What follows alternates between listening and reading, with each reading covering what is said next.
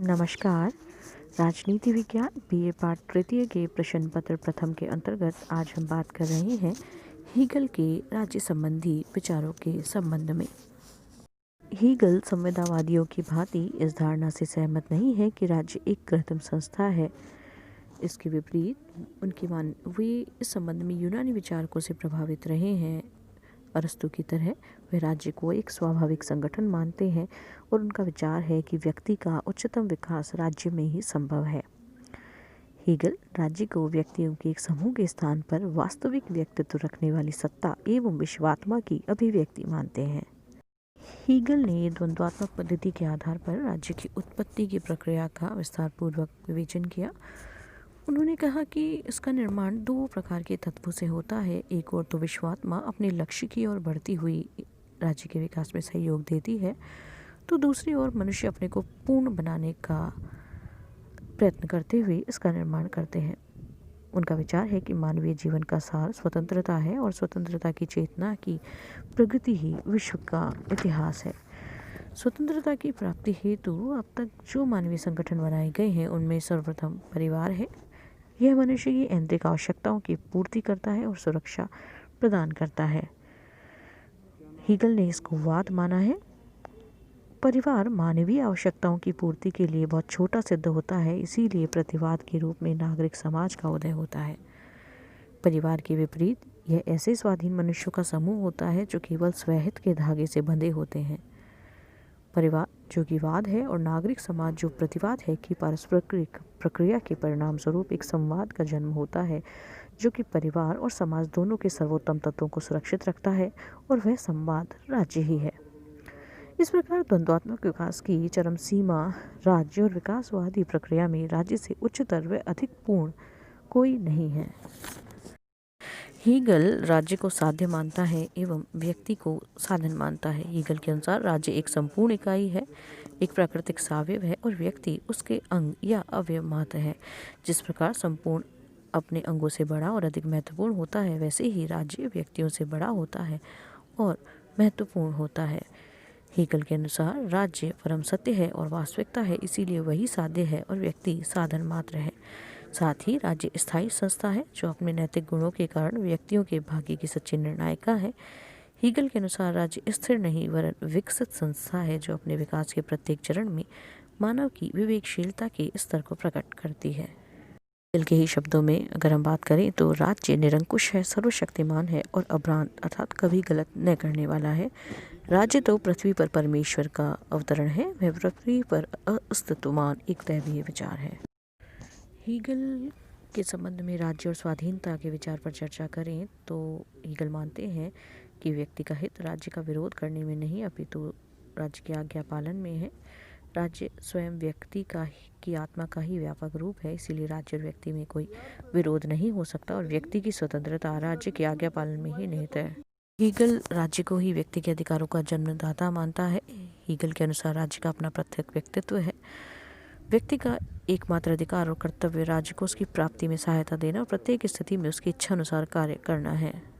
कि हीगल के अनुसार व्यक्ति और राज्य का संबंध जीव आत्मा और विश्वात्मा का है और राज्य में ही विश्वात्मा की पूर्ण अभिव्यक्ति होती है। साथ ही हीगल यह भी मानता है कि राज्य नैतिक दृष्टि से भी पूर्णतः निरंकुश है। वह स्वयं ही नैतिकता का संस्थापक होने के कारण उस पर नैतिकता के किन्हीं नियमों को लागू नहीं किया जा सकता। राज्य नैतिकता से उच्च है और नैतिकता राज्य के कानूनों के पालन में ही निहित है। हीगल की राज्य संबंधी विचारधारा की एक अन्य विशेषता यह भी है कि वह राज्य को समाज से भी उच्च मानता है और श्रेष्ठ मानता है। हीगल के द्वारा द्वंद्वात्मक पद्धति के आधार पर राज्य की उत्पत्ति का वर्णन करने के लिए जो विचार क्रम अपनाया गया है उसके अंतर्गत परिवारवाद है, नागरिक समाज प्रतिवाद है और राज्य संवाद है। इस प्रकार समाज सार्वभौम आत्मा के विकास में राज्य से पहले की अवस्था है और उसका आधार स्वार्थ और प्रतियोगिता है, लेकिन राज्य सार्वभौम आत्मा के विकास की सर्वोच्च अवस्था है और इस दृष्टि से समाज की तुलना में उच्च है। हीगल राष्ट्रीय राज्य का उपासक था। अंतर्राष्ट्रीयता में उनका बिल्कुल विश्वास नहीं था और वो ये युद्ध को मानव जाति की अनिवार्य आवश्यकता मानते थे।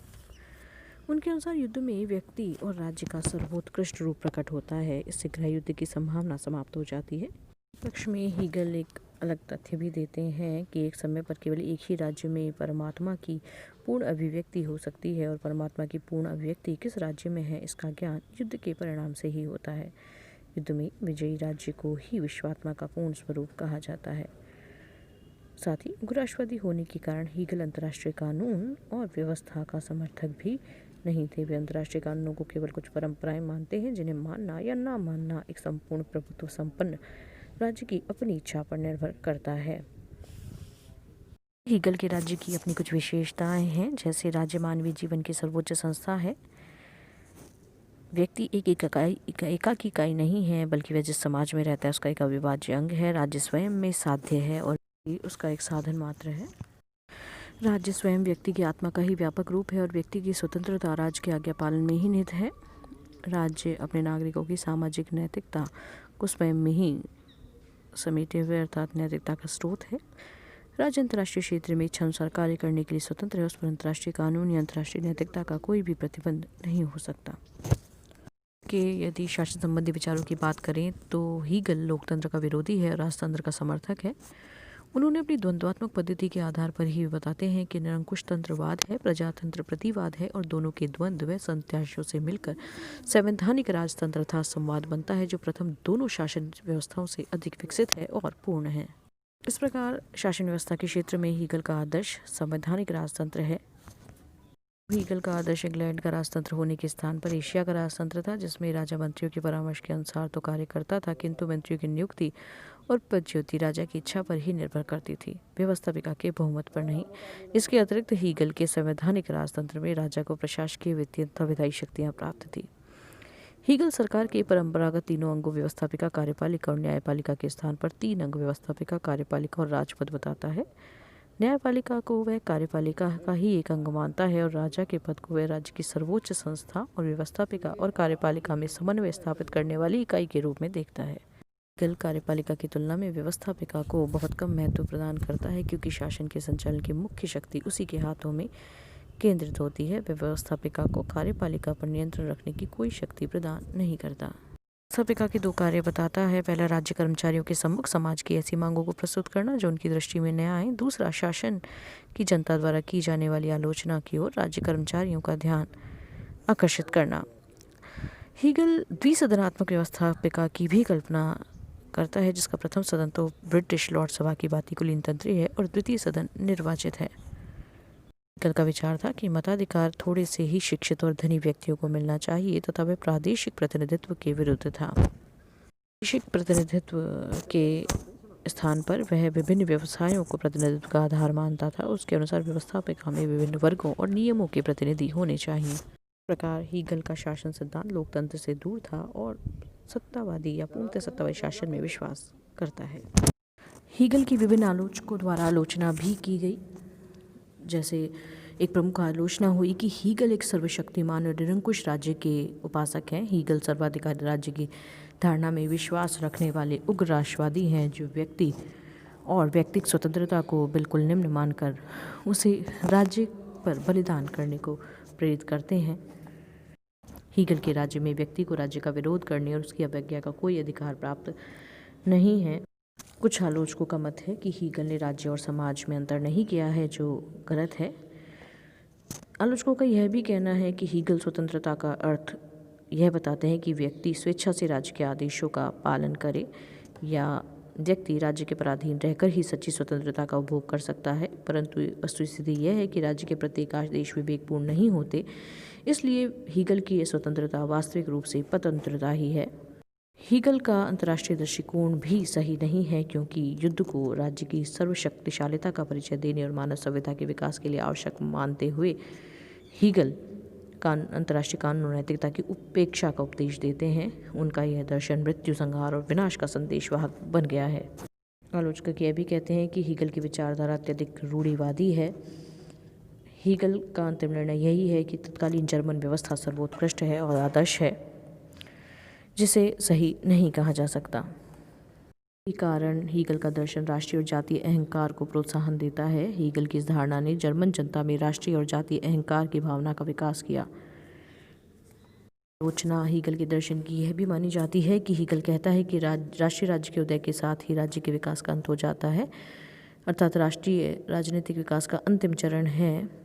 परंतु यह धारणा भी गलत ही है। आज सर्वत्र ऐसे अंतर्राष्ट्रीय संगठन की आवश्यकता अनुभव की जाती रही है जो इन राष्ट्रीय राज्यों को नियंत्रित कर सके। इसलिए आलोचकों का मानना है कि राजनीतिक चिंतन में हमारा आदर्श विश्व राज्य होना चाहिए, राष्ट्रीय राज्य नहीं। हीगल की विचारधारा में विभिन्न दोष होते हुए भी राजनीतिक चिंतन को हीगल की कुछ विशिष्ट देन भी हैं जिससे उनका नाम हमेशा अमर रहेगा। जैसे उनकी सबसे पहली देन द्वंद्वात्मक पद्धति है, जो वे ऐसे विचारक हैं जिन्होंने ऐतिहासिक प्रणाली को भली भांति समझाने का प्रयत्न किया है और हीगल की यह पद्धति आगे चलकर बहुत प्रभावशाली सिद्ध हुई है। दूसरा उनका महत्वपूर्ण विचार राष्ट्रीय राज्य का विचार है। वो राष्ट्रीयता के अग्रदूत, व्याख्याता और प्रबल प्रचारक कहे जाते रहे हैं। व्यक्ति को राज्य का अनिवार्य अंग बताना और व्यक्ति और राज्य के बीच आंगिक एकता पर बल देना भी हीगल की एक महत्वपूर्ण देन है। और एक देन ये भी है कि राजनीति और नीति शास्त्र के पारस्परिक संबंध को वे स्पष्ट रूप से सामने रखते हैं। हीगल इतने महत्वपूर्ण दार्शनिक रहे हैं कि विश्व पर उनका गहरा प्रभाव पड़ा है। उनके सिद्धांतों ने विभक्त और पराधीन जर्मन राज्यों में एकता और राष्ट्रीयता की अभूतपूर्व भावना पैदा की। इसके अतिरिक्त अमेरिका और इंग्लैंड में भी हीगल के दर्शन का बहुत व्यापक प्रभाव पड़ा। उदार आदर्शवाद, साम्यवाद तथा फासीवाद सभी ने किसी न किसी रूप में उनसे प्रेरणा ली है, जो उनके चिंतन की विशिष्टता को दर्शाती है। धन्यवाद।